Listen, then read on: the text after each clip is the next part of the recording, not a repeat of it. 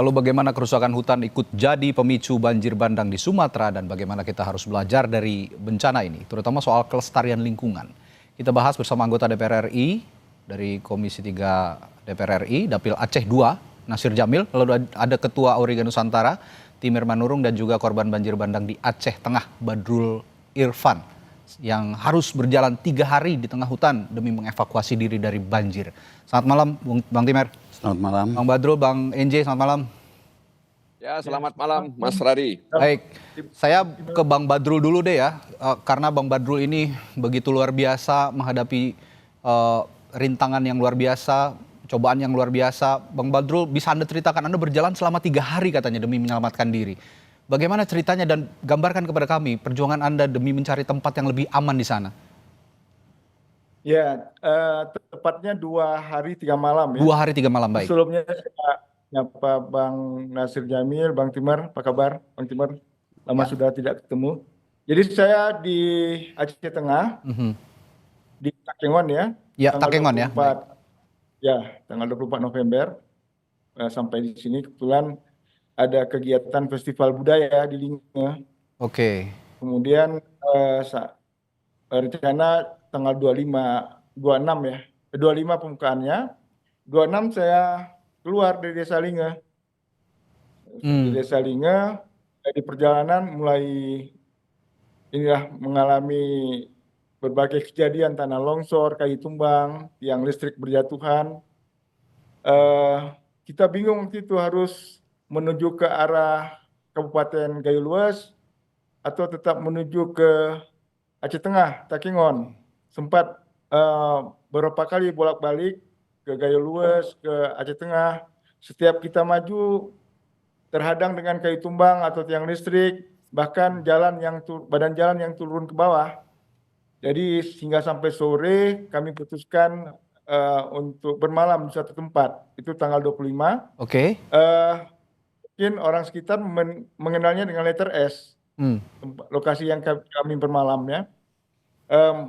Itu 26 malam itu sangat mencekam, luar biasa. Jadi di sekitar kami bermalam. Tidak ada penerangan, tidak ada listrik ya, Bung Badrul ya? Tidak ada. Oke. Tidak ada. Internet Komunikasi juga terputus di sana?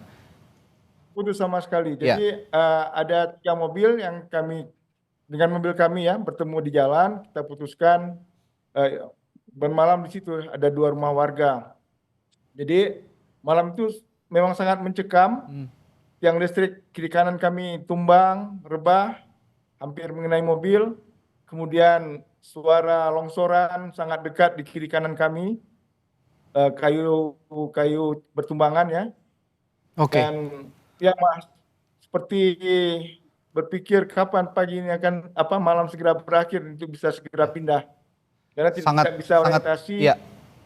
Sangat terbayangkan oleh saya bagaimana panjangnya malam itu ya, Bang Badrul ya.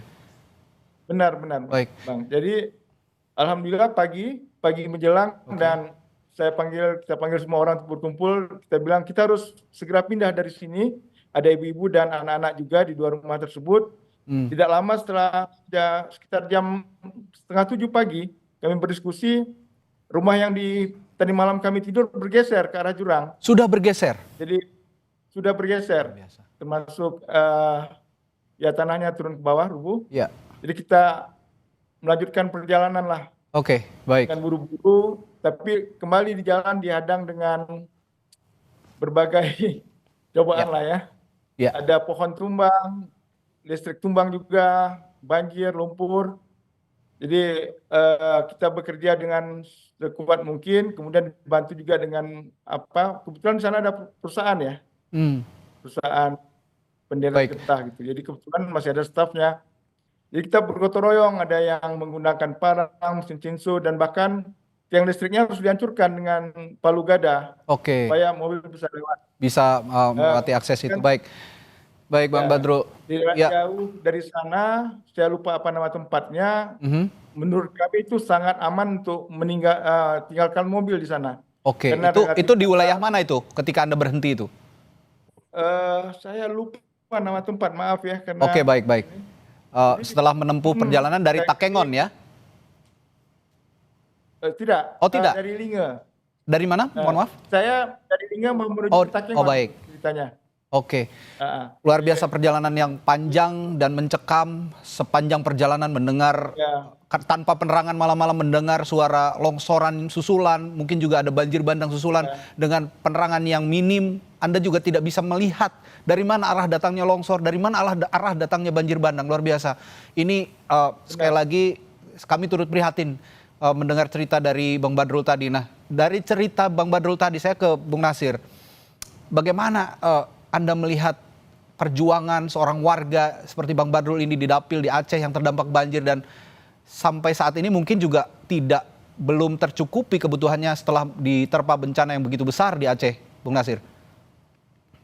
Ya, terima kasih Mas Radi. Situasi di lapangan memang belum begitu baik. Masih banyak titik yang belum disentuh. Perkiraan saya masih 25% yang bisa ditangani oleh pemerintah.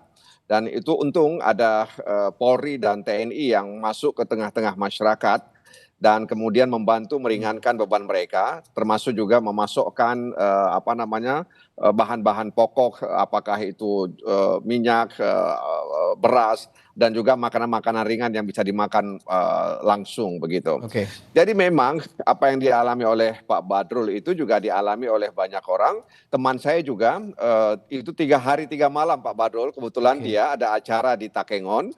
Kemudian terjadi peristiwa itu, artinya curah hujan yang tinggi menyebabkan banjir dan longsor, sehingga dia berjalan kaki ke Biren, ya lebih kurang 3 hari 3 malam melalui jalan-jalan setapak yang dia lalui itu. Jadi memang apa yang terjadi di Benar Meriah, Aceh Tengah, ya, kemudian juga di Aceh Selatan, di Aceh Barat, di Aceh Jaya, dan juga di Singkil, itu Aceh Tenggara. Saya pikir ini satu fenomena ya, bukan hanya disebabkan oleh klimatologis ya, tapi ada persoalan ada persoalan kerusakan biofisik lingkungan kita itu. Oke. Jadi pembukaan hutan, penebangan kayu di hutan, kemudian pertambangan dan tidak didukung oleh daya dukung ekosistem yang baik, itulah menyebabkan itu. Jadi bukan hanya soal cuaca ya, tapi memang daya dukung ekosistem kita itu tidak bisa lagi menampung curah hujan yang begitu tinggi dan berhari-hari itu. Ya, saya sepakat dengan Bung Nasir. Alih-alih beberapa pejabat negara mengatakan ini faktor cuaca, tapi kok saya melihatnya ini ulah tangan manusia. Saya akan bertanya juga ke Bung Timer. Bung Timer, berdasarkan data citra satelit yang Auriga Nusantara juga lakukan ya beberapa saat yang lalu, berapa hektar hutan primer dan gambut yang hilang di Aceh, Sumut dan Sumbar, dan kira-kira ini ulah siapa? Kalau memang tadi menyalahkan cuaca, saya juga tidak yakin ini masalah cuaca. Malam Mas, cuaca memang satu hal. Kita tidak bisa memungkiri bahwa memang curah hujan meninggi. Betul. Tapi kita lihat dari misalnya video, gambar gitu ya. Kita bisa melihat bahwa air yang itu kan kelihatan kuningnya pekat sekali. Betul. Itu artinya material tanahnya sangat tinggi. Gembur begitu ya? Itu penuh dengan tanah, itu berarti artinya adalah ada lahan terbuka di daerah hulunya gitu ya. Satu, yang kedua juga ada banyak pohon-pohon yang bukan dengan akar-akarnya. Artinya seperti yang dikatakan tadi dari Kementerian Kehutanan, katanya ini kayu lapuk lah, pohon lapuk atau pohon tumbang, itu tidak benar ya? Berarti ada juga yang begitu. Ada kayu lapuk. Oke. Kita pungkiri, dan saya membaca pernyataannya Dirjen Gakum juga adalah sebenarnya dia menutup bahwa sedang menyelidiki kayu-kayu penebangannya. Oke. Nah, yang jadi soal menurut saya adalah ini kita jangan terjebak pada cuman kayunya saja nih. Karena kayunya kan hanya di atas tuh. Kayu itu biasanya cuma degradasi, bukan deforestasi. Tapi begitu pembukaan lahan, jadi sawit, jadi tambang, nah ini deforestasi. Itu deforestasi. Jadi bukan kalau kayu kita akan bicara degradasi, sementara kalau hutan hilang kita bicara deforestasi. Nah, persoalannya adalah kami sedang menyiapkan juga, memang kebetulan menyiapkan merilis data deforestasi 2025 pada Januari nanti. Pada 10 bulan sekarang, 10 Januari sampai Oktober, deforestasi di Aceh itu hampir 4 kali lipat dari sepanjang deforestasi 2024. Jadi sekitar 7.000-an hektar tahun lalu, sekarang hampir 30.000. Sama dengan Sumatera Utara, angkanya di Sumatera Barat.